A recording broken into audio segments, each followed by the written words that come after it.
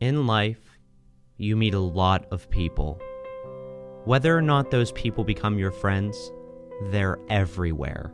Sometimes, out of all of those people, you make a friend. And sometimes it seems like they'll always be there. But sadly, things can change. Sometimes those friends just grow out of you. Sometimes they have to move away because that's best for them. Sometimes they're just simply too busy and can't get around to sustaining a healthy friendship. And sometimes the worst of all things can happen. They pass away. Today, I'm going to pay tribute to my friend who recently passed. Here's the story of my friend, Jessica.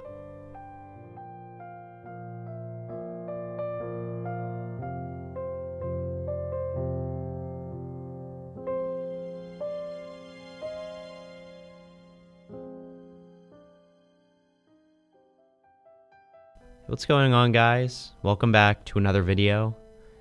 This is obviously a very serious video. It's a tribute to my one friend. It's been a very, very rough week.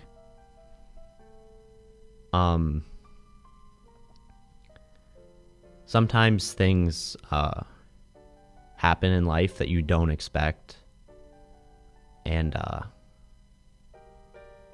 you have to work your way past it. And one thing that that I have always been, the thing that I do to get past certain things is talking.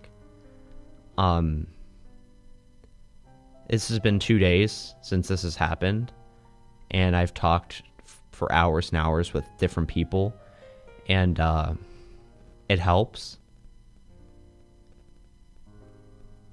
I'm gonna tell you about Jessica.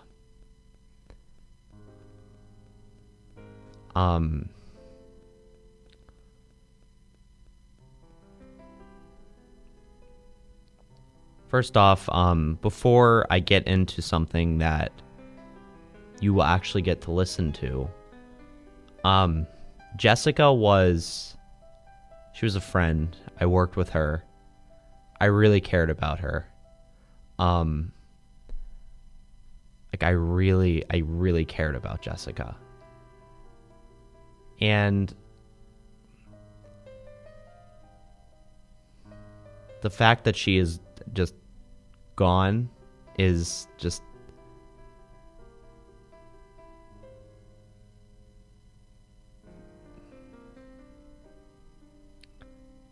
so I'm gonna let you all listen to something.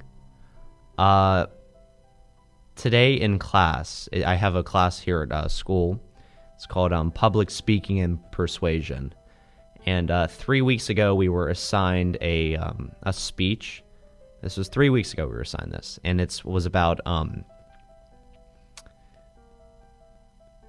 just something in life, like a smart decision.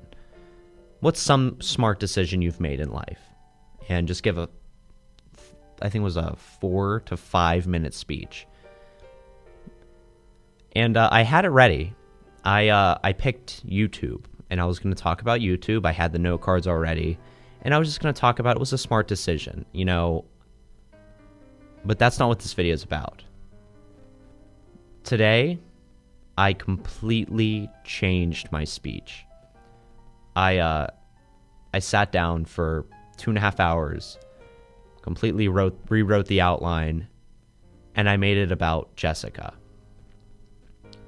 And my smart decision that I've made was to be open to making new friends, to be accepting, and this has just been a crazy week, guys. I'm going to play it for you. I went over the limit. I warned people in the beginning. I say this is going to be longer. But please just sit back, and you can listen to my speech. It has its funny moments, and then it has its sad moments. So if you're not good with sad things, then, discretion is advised. So,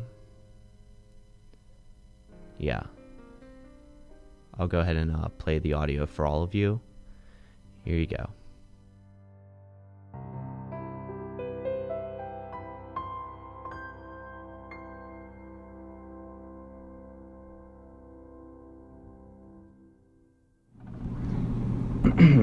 Now, before I start this, it's longer. I timed myself 3 times doing this, and I'm like, it's a little longer. I can't cut it out because you missed good parts, so I'm sorry. So you can already take the points off. I'm sorry. And I completely changed what I was doing today. I had this ready for a week, and I changed it today. So, yeah, it's another little fun fact. So let's start out with a question. How many of you have a job, part-time job? Yes, yes. Yes, okay. How many of you make friends from that job? At least you make friends with coworkers, you're friendly with them. Maybe some of you have, but okay. So let's talk about one of my smartest decisions. That was working at Eaton Park. Now there's a lot of Canadians in here, okay? Eaton Park is like a local chain diner in Ohio, West Virginia, Pennsylvania. Okay, there we go. So back then I would have said, oh, being a part-time worker at Eaton Park as a waiter, really not something I would have been, that's a smart decision. But I like talking to people. So I'm like, oh, this is easy. I love doing this. I'm sold. I'm going to be a waiter here. So one of the things that I was really looking forward to is meeting new people that I work with. That's any job I've ever had. I like meeting new people. I like meeting people and learning about their backstories, where they came from, all that fun stuff. I love that. That's something I could talk and talk and talk for people for hours and hours. But even waiting on people, you see so many different people. You see people that are lonely. You see people that are happy. You wait on people who are so entitled. The list goes on and on about the people you wait on. But for me, working in a restaurant, it's about just making friends. Maybe it's a regular person that comes in, but for me, it's meeting people in the back.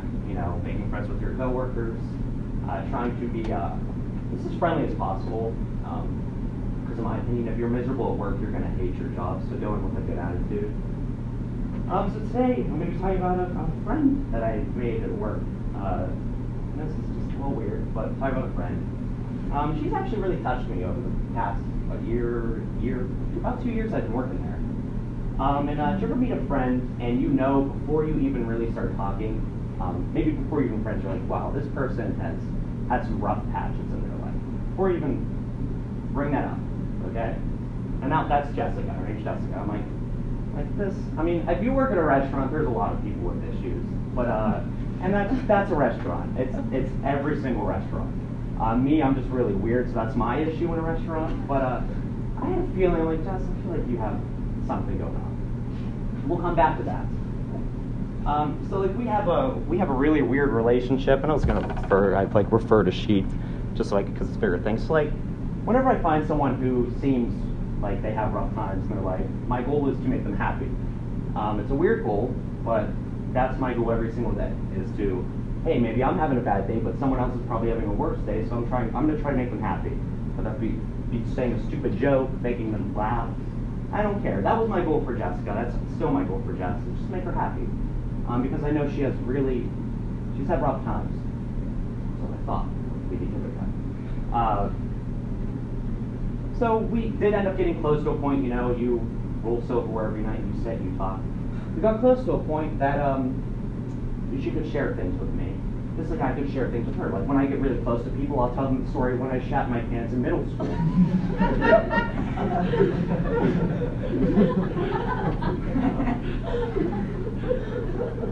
And I would tell that over and over because it makes people laugh. I love that. I'm not embarrassed about it because it happens. Shit happens. So she got to a point where she could tell things to me that, I could learn more about her. So she went on to say that she was a special ed teacher before working in the restaurant industry. I said, oh, okay. She went to Carlow University. She was a special ed teacher. She moved down south. My mom's a special ed teacher, so I can relate. I'm like, I so much, I appreciate teachers to begin with, and special ed teachers overall, because my mom's been a special ed teacher for 29 years now. So I find that very interesting. She got in an abusive relationship when she was down south. She came back, and she went on to drugs. And this is everything she told me. I'm like, oh. She's like, I'm not afraid to tell you that. I'm like, okay. And and she said, but I'm clean. And I'm like, I'm proud. Like, that's a hard thing to do, is be clean. After getting in a very bad relationship that's abusive and going on to drugs and then getting clean, and I was like, I'm proud of you. Like, that's great. And going on, my assumption that there were some rough patches was true. From my initial thought, like, there are some rough patches. So now I really wanted to be there for her. And I know some people, when they're in a bad mood, they do not want to be talked to. They don't want to hear a joke, and I know that. The last thing I want is me being there. But I could get her to laugh. Like, I can always still get her to laugh. It's funny, because when I started there, people are like, how does she like you? She's an ass to me. And I'm like, I don't know. Like, I'm the one that is bullied at work, and I love it because if I'm the stupid guy coming in, hey guys, I'm ready for work. People make fun of me my whole shift, and if that's making their day, go ahead, make fun of me all you want. I don't care. I had a teacher in high school call me a Puerto Rican porn star with my facial hair, and I'm like, okay, I'm gonna keep it. I don't care. I don't care what people think. I've just got at this point in my life. If you want to think that, go ahead. So in a really weird relationship, I can make her laugh, and it's great. When sometimes she comes to work, she's miserable, and I'm like, just have a bad day. Another thing about Jess, no car. She shared one car with her family. So guess who was riding her home after work at 1 a.m.? But I was nice, and I would say, yeah, Jess, I'll drive you home. So, but a good thing about the car is a lot of our funny memories of becoming friends came from the car. Because you can't really be that stupid. I mean, I'm stupid at work, but you can't be that stupid at work. There's some stories. One of my favorite stories that we share. Last winter, it was a terrible snowstorm. My mom hates when I drive in the snow. And if I would have said, hey, I'm driving a coworker, no way are you driving it. It was like 3 inches, 1 a.m., and I'm like, jeez, I'll drive you home, let's go. We are like sliding all over the place. Like, we could have died. I think it was the funniest story like ever. I finally get her to her house. She's like, okay. Like, thank you. She goes to open the door. I move up a little bit. She's like, she goes, oh, get out, boom. So she's trying to get out of the car, but I'm moving it back and forth so she can't. We're just howling. It's such a funny memory with her. And that's something we still talk about. Another thing is I impersonated her to her face. I have videos of me just like walking with, and I do impersonations of people as a joke. Like, if I'm around you for a long time, that's going to happen. Like, that's impersonate. Not being a jerk, impersonate. There's some difference from like mocking to impersonate.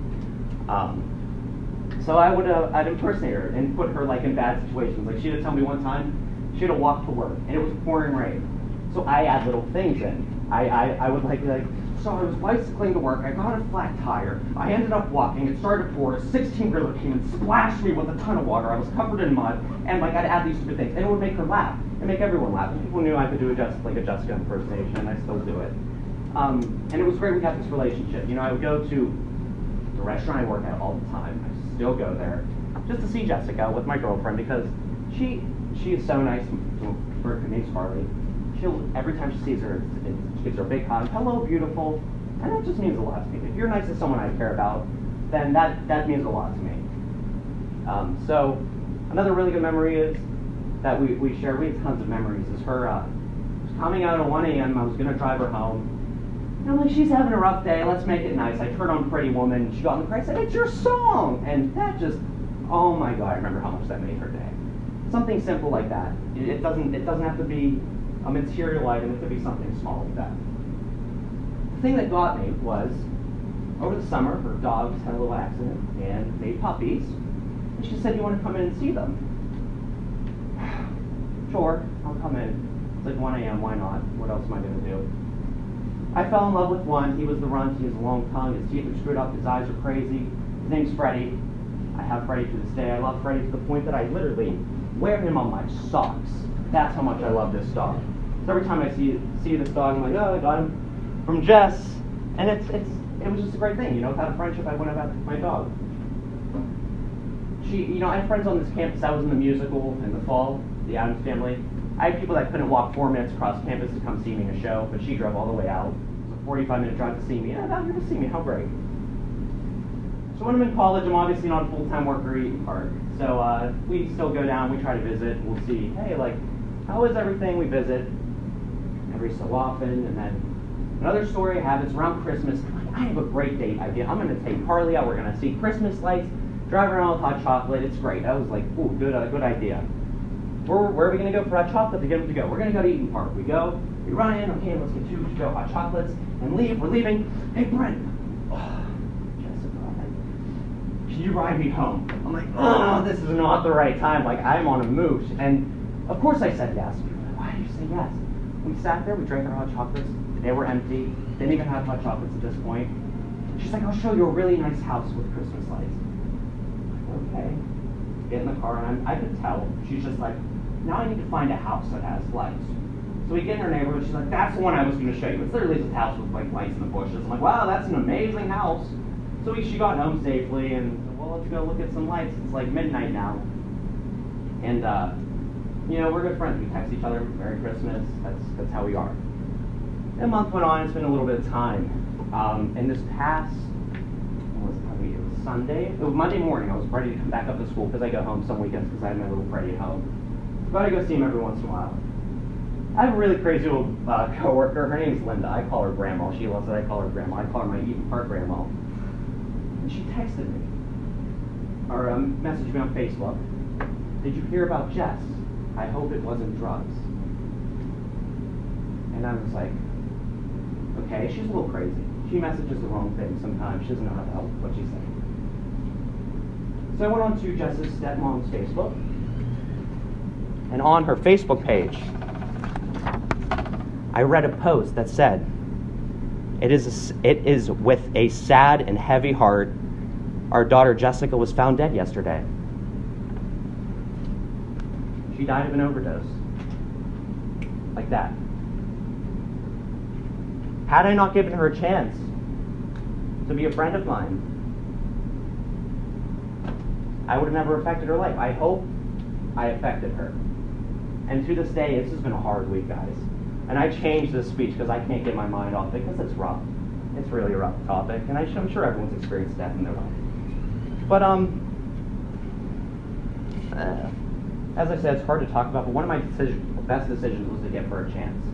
Someone who I thought I would never be friends with, someone who had so many struggles, I gave them a chance. And I don't care who you are.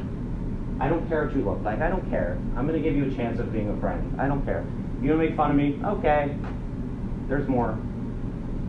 I wanted her to know that she was special. I wanted her to know that she had value being on this earth. And I hope she knew that before she went. I hope she knew that she was loved by me. She was loved by my girlfriend, my parents. She was loved. She was just, we cared for her. I have a sticker on my laptop. Every human being has value. It's a Mr. Rogers quote. I mean that. That is such a, I literally wrote that last week in my paper. That is such an important quote to me, that everyone is special. Everyone has value being here. So on December 22nd, when we drove her home, when we were going to go look at Christmas lights, I was so close. I texted her and said, Jess, she was in the back, and I said, Jess, we got to go. I almost left. But we drove her home, and that was the last time that I saw her. And I'm happy I waited. Because I did not want to drive her home. Out of all nights, I did not want to drive her home like you're messing up my date night, but I drove Jess home. And it was the last time I saw Jess. I love showing people that I care. That's one thing about me. I really hope she knows that I cared. I put videos up on Facebook because we just have stupid videos. Her dad messaged me, thank you. She looked so happy in those. And that meant a lot to me. So that is my, I know this was a fun story. I try to look at the bright side of things. I told you how I shot my pants. I told you about stupid stories to make you laugh. And that's pretty much our relationship with her. We were close. I got her to laugh. And it's sad at the end. I just hope, I'm really happy that I, one, started a job at Eaton Park, but second, I'm open to meeting new people, no matter who you are. And I'm glad I could be a part of her life. So, thank you. That was really long.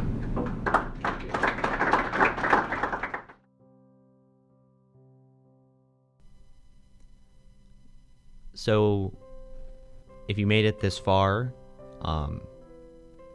there were people in the room after that speech that were actually in tears. And that was my goal. I told the story of Jessica as if she was still here, and I had that written down. I meant to make a point of that. I said, Carly and I still visit her. We still relate to these jokes. We still tell stories to each other. I talked as if she was still here because I wanted my audience to make connections and to feel how I feel. To when I said, talked about the end, the room was shocked because they weren't expecting that. You don't expect these things, I didn't want to drive her home that last time around Christmas, as I mentioned in the video, in the audio recording. I did not. But had I not done that, I wouldn't have seen her. I don't even recall the last time I saw her before that. But I would have regretted it. It's something small, but we made a small memory that day. We texted each other Merry Christmas. And it's just crazy.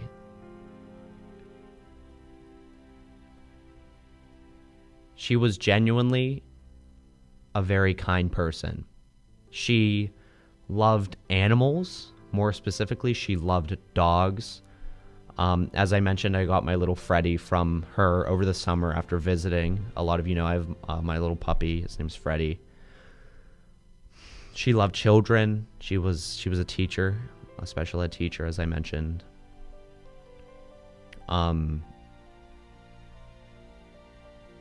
And it sucks. I'm not a crier, but I'm not ashamed to cry, and I've cried a lot. And it's been crazy. It's been 2 days, and then it sucks. So my point being said,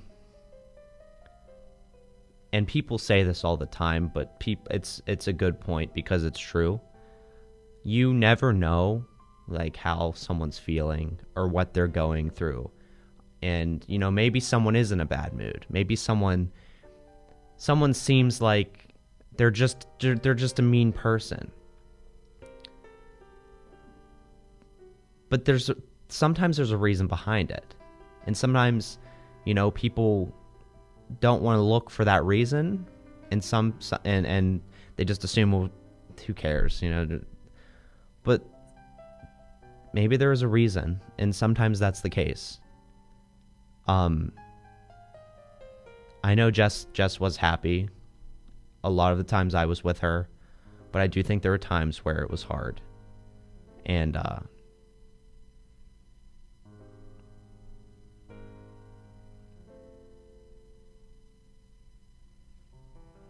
don't even know.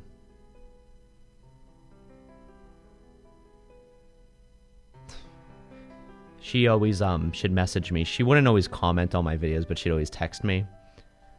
And there was a few comments on my channel you'll see of Jessica if you look back, especially on ones that involve dogs. But she was just very supportive, and I was just very supportive of her. And I am truly heartbroken. This is one of the this is something that is really hard to go through, and I will really miss her. I don't even know how I can go. I was talking to my brother, and I don't even know how I'm gonna go back to work without breaking down. I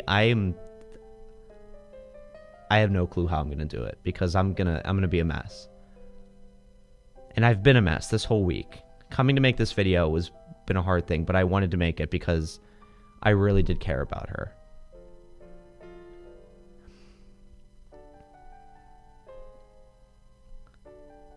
And I knew if she were here right now, she'd be really happy that I'm making a video for her, because she knows how much work it takes but I'll put every single bit of work into a video for her, because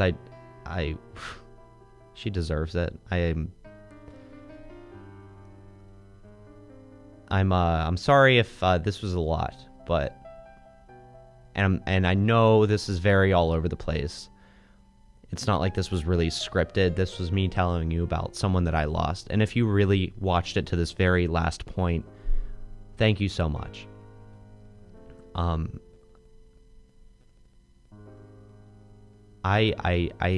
just at a loss of words. It will take a little bit of time to get back to, you know, the fun videos and the fun side of Brent, but I'm just broken right now. And I know all of you will understand. I just can't believe that she's gone. I'm looking at the videos right now because I'm missing her. And it's something that's really hard to accept because it doesn't feel real. And I don't have that many videos with her. I don't have that many pictures with her. I'm going to put them in here. I know that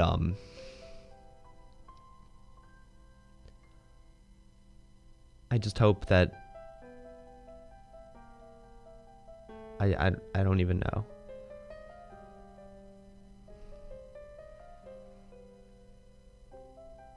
I just can't even believe she's gone. I hope she know that she was loved. I knew she was loved by her parents. She was loved by a lot of people, and she was really cared about. And she knew that.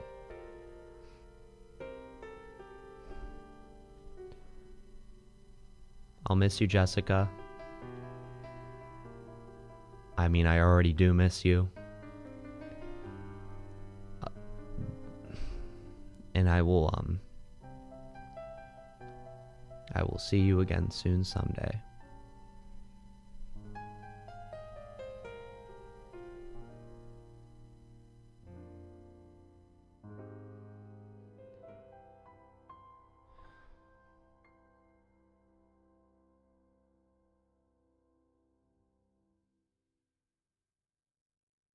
You are my friend, you are special.